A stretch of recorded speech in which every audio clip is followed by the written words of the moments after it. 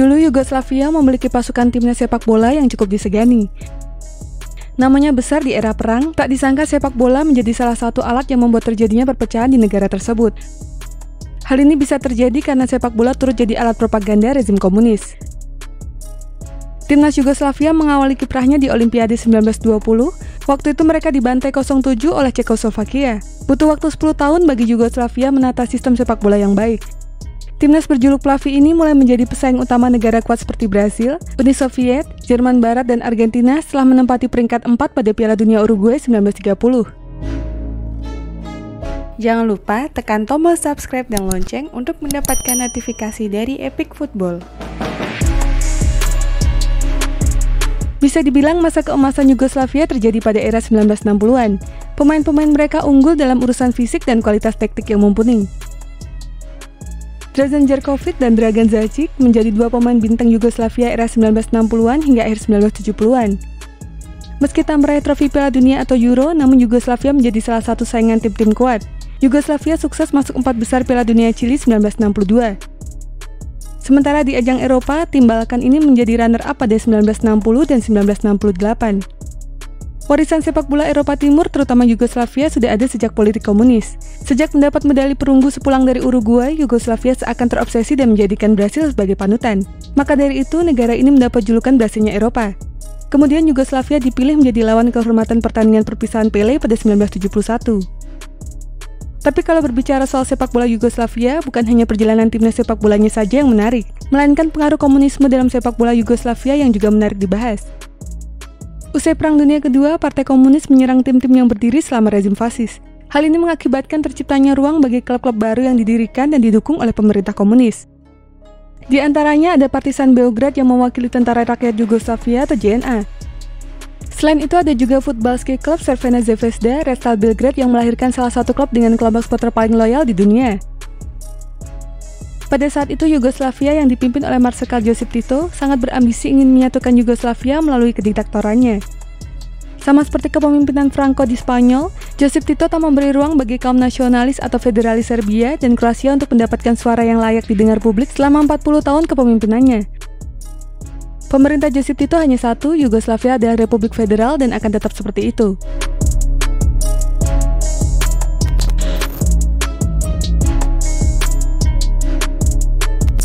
Franjo Tuđman adalah seorang sejarawan yang dihormati.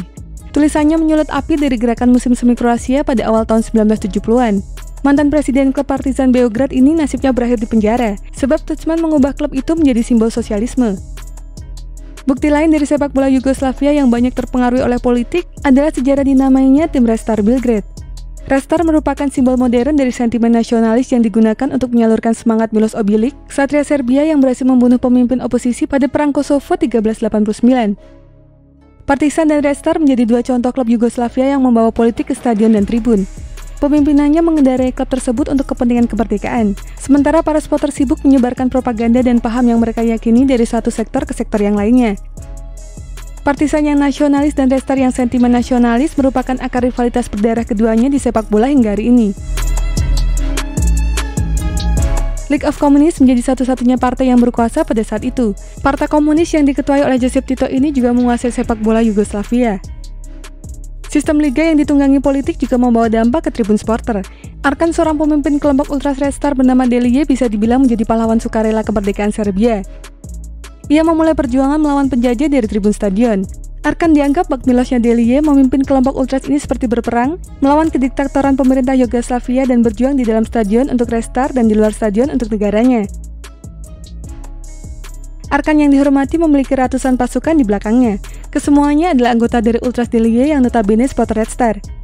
Keberanian Arkan dan pasukannya seringkali menimbulkan aksi kekerasan dengan supporter lain.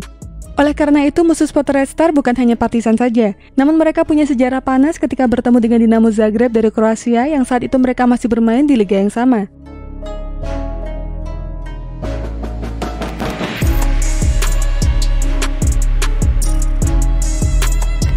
Setelah Perang Dunia II dan disusul dengan Perang Dingin, sepak bola menjadi alat pembuktian superioritas komunisme terhadap kapitalisme atau juga sebaliknya. Terbukti saat hubungan Yugoslavia dan Uni Soviet yang renggang pada 1952, Olimpiade di Helsinki, Finlandia menjadi ajang balas dendam Joseph Stalin kepada Tito. Namun hasilnya berkata lain, pada pertandingan cabang olahraga sepak bola tersebut, Uni Soviet yang didominasi oleh pemain CSKA Moskow harus bertekuk lutut dari Yugoslavia. Dampaknya adalah CSKA sempat direformasi oleh Stalin sehingga sekarang ini klubnya menjadi CSKA Moskow yang dikenal dunia sekarang. Uni Soviet tidak hanya menjadikan olahraga sebagai alat balas dendam kepada Yugoslavia saja. Stalin juga menggunakannya saat ingin memberi pelajaran kepada Hongaria. Diketahui kalau kedua negara ini sebenarnya punya hubungan yang dekat. Namun ketika terjadi pemberontakan nasional yang dilakukan mahasiswa dan masyarakat Hongaria kepada pemimpin komunis mereka, Imre Nagy, tiba-tiba Hongaria berubah haluan.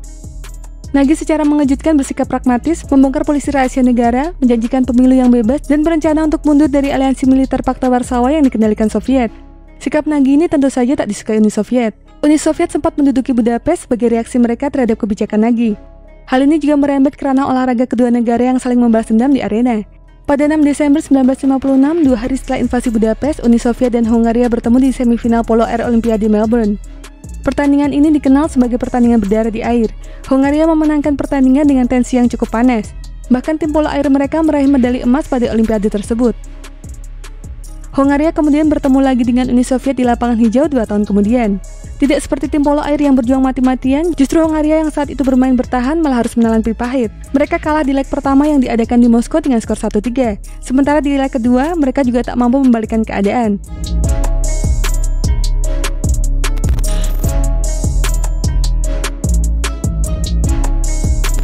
Di luar dari kondisi negara yang kacau balau dan banyak cabang olahraga yang ditunggangi politik dan komunisme, Yugoslavia tetap negara yang sepak bolanya disegani. Namun itu semua mulai terkikis sejak kematian Joseph Tito pada 1980-an. Pada akhir era tersebut, Yugoslavia kemudian dilanda krisis ekonomi. Hal ini menyebabkan kondisi politik yang tidak stabil yang juga berdampak pada bidang-bidang lain termasuk sepak bola. Yugoslavia benar-benar hancur setelah Perang Balkan pecah. Perang yang dicetuskan oleh Slobodan Milosevic selaku pemimpin tertinggi Yugoslavia menghancurkan semua sektor dan memecahkan Yugoslavia. Puncak dari kehancurannya terjadi pada 1991 hingga 1992, di mana Kroasia, Slovenia, Makedonia, dan Bosnia-Herzegovina memproklamasikan kemerdekaan mereka masing-masing. Pemain generasi emas Yugoslavia yang terlahir di negara yang memisahkan diri tersebut membuat kehebatan Yugoslavia sudah banyak berkurang. Tentu saja banyak dari mereka yang memilih memperkuat timnas negaranya masing-masing. Seperti Zvonimir Boban yang memilih ikut Kroasia, Sreko Katanek timnas Slovenia, dan Hasan Salihamidzic yang bermain untuk timnas Bosnia-Herzegovina. Akibat pecahnya Perang Balkan, PBB melarang atlet asal Yugoslavia untuk berpartisipasi pada kejuaraan internasional. Ini menjadi dalang yang mempengaruhi absennya Yugoslavia pada Euro 1992 di Swedia akibat perang, situasi politik, dan rawan terjadi kerusuhan supporter. Kini kehebatan Yugoslavia memang tinggal kenangan, namun negara-negara pecahannya tetap menjadi tim yang patut diwaspadai di dunia. Banyak pemain dari Serbia, Kroasia atau Bosnia-Herzegovina yang bermain di liga-liga top Eropa. Bahkan Kroasia mampu finish di 3 besar Piala Dunia 1998, tak lama usai memisahkan diri dari Yugoslavia. Sementara 20 tahun kemudian, Kroasia bisa mencapai final Piala Dunia 2018 meski hanya keluar sebagai runner-up. Pada akhirnya, komunisme dan kepentingan politik yang marak ditemui di Eropa Timur menjadi salah satu penyebab runtuhnya kedikdayaan sepak bola Yugoslavia. Selama komunis memerintah Yugoslavia dan beberapa negara Eropa Timur, sepak bola menjadi lebih dari sekedar permainan dan olahraga semata. Dan itulah informasi mengenai dunia sepak bola dari Epic Football. Jangan lupa untuk like, share, dan subscribe.